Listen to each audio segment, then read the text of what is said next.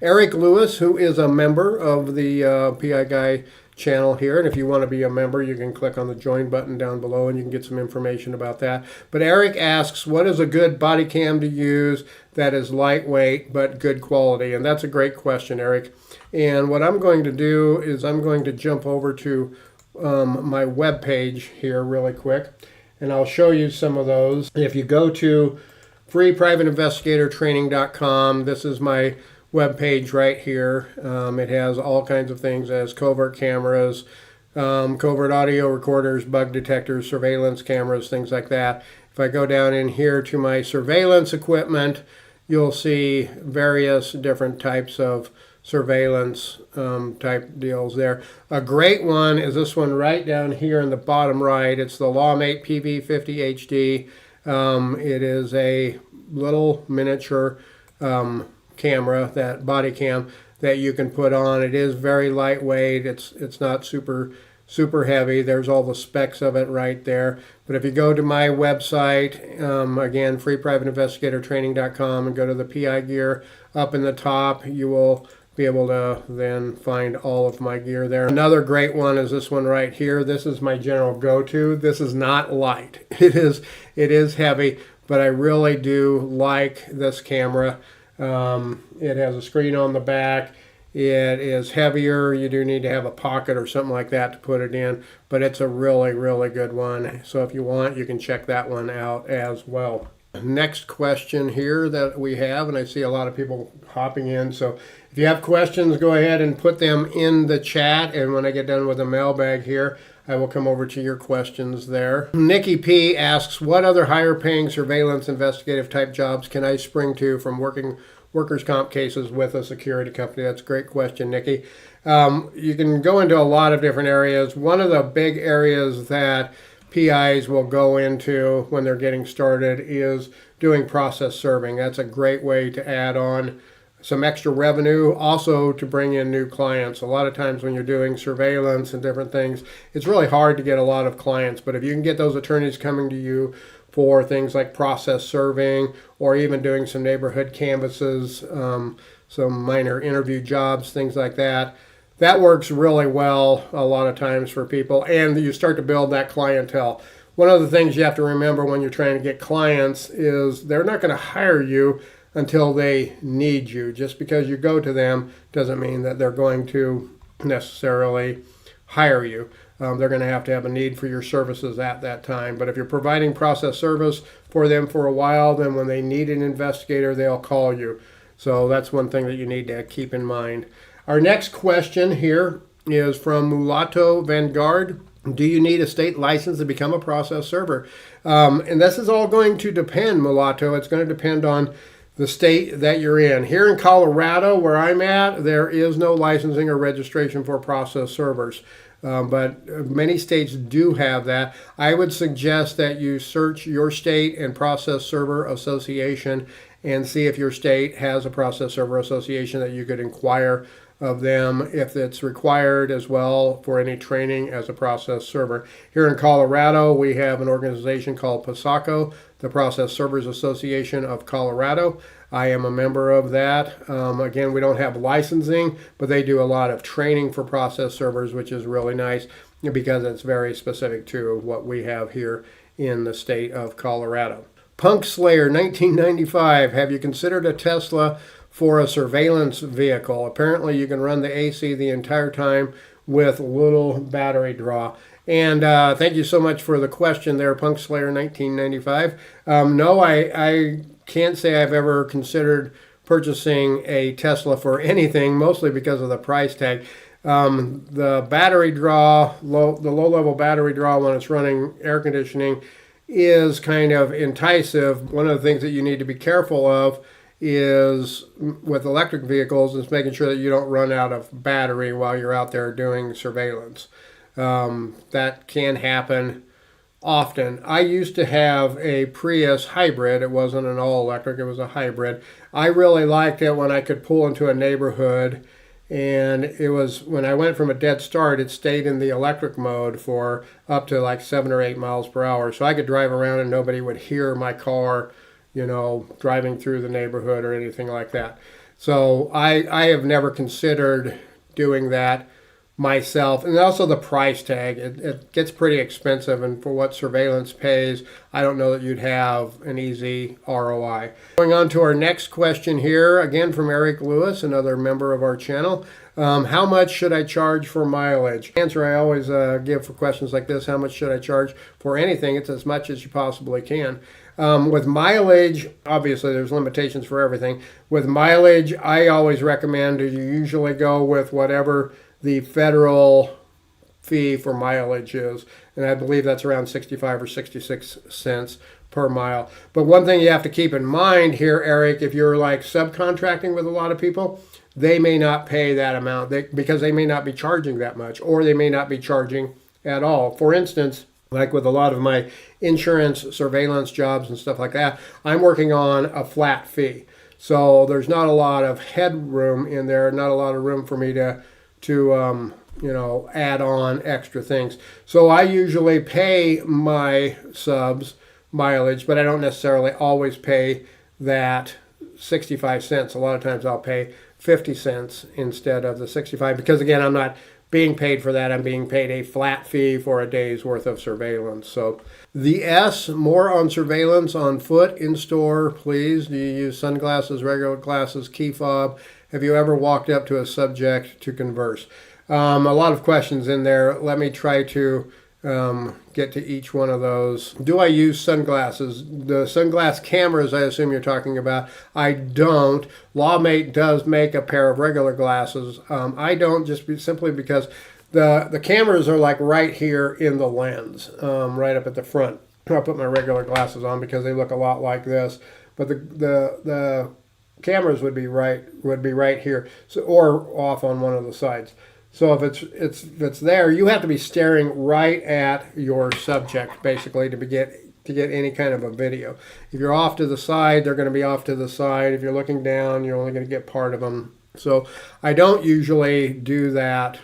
When I did a lot of process serving, I did try to have a pair of glasses that had a camera in them for that. What my primary go-to is one of these two. I do have a key fob. Again, it is on my website, freeprivateinvestigatortraining.com. And I have this one. This is the Lawmate iPhone 7 covert camera case. And I have an iPhone 7 in here. The camera, and then there was somebody else that asked me a question about this too. The phone has nothing to do with the camera. You don't have to have it. I can take the phone out and it works fine. I can just turn it on and it's going to start shooting video right away. The phone in it is nice because I can control the camera through a Wi-Fi connection to the camera with the phone, so I can see what it's recording. I can start and stop and different things like that. But I don't have to have it because I can turn it on and it will automatically start recording. So I don't even have to have a working phone. I keep a phone in it so it looks like there's a cell phone in it. So if I'm walking around, it looks like I have a cell phone. That's what's really nice. The key fob one, while it doesn't have a screen, it does have the ability for me to connect my regular phone to it via Wi-Fi so I can see how it is working, and I can record. I can start the recording and stop the recording and things like that. So those are my go-tos on surveillance. If I absolutely have to, then I can pull up my regular cell phone that I have. But I try not to do that. There's a lot of downsides to using your regular cell phone, but there's been cases that I've just had to do that. And have I ever walked up to a subject to converse while on surveillance? No, I would never do that. That would violate a lot of potential laws and a lot of potential principles out there if I was to do that. You just can't do that. They are oftentimes represented in the state of Colorado. In most states, if the other party is represented by legal counsel, you can't have even incidental contact with them. So you have to be very aware of that as well. In the state of Colorado, there are a lot of things, if I'm working for an attorney, where I cannot surreptitiously do things. So I have to be very careful to make sure that I'm abiding by all the laws. So I would never walk up to them. I try not even have to walk past them if I'm on foot surveillance. Our next question is from Andre Victor. He says, can you blend in in South Central LA. Andre, thanks for the question. This was in regards to one of my videos about blending in and staying covert. And as I stated in that video and other videos, a man's got to know his limitations. And I would not try myself to blend in South Central LA. If I had a job there, I would be looking for somebody that could, obviously blend in better, look for a PI that would fit there better. So thanks for the question there. And Deb Z. Van Venture, would you recommend soliciting insurance companies directly or PI companies if I want to just do surveillance? This is a really, really good question. I'll spend a couple minutes on this one. Would I recommend soliciting insurance companies directly? No. And I'll go into that in a little more detail. Or PI companies if I want to just do surveillance. PI companies are good to solicit to. Get a hold of your state PI association and see if there is a way for you to go to some of their meetings and start networking. You might want to join the state association and you get to know some of those folks. That's the easiest way to get into the PI business in surveillance. Soliciting insurance companies is very difficult.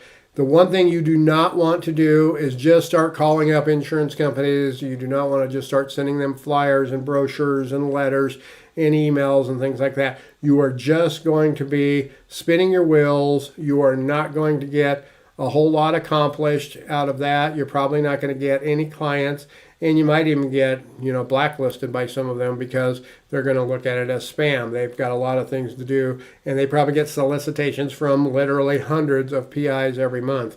So you don't want to do that. If you want to get into PI companies, and I made a video a while back, and you might want to go to my channel and go in there and search for insurance companies. I made a video about how you can solicit those insurance companies, but the primary thing is you want to go to where the insurance companies are, and they have annual conferences, just like PIs have annual conferences and things like that, or any business association or any industry. They usually have regular types of conferences and training. The insurance companies have those as well. You want to go there and you want to become a vendor. It's going to cost you money. You want to become a vendor. You want to set up a table. You want to hand out cards. You want to shake some hands. You want to get to know people.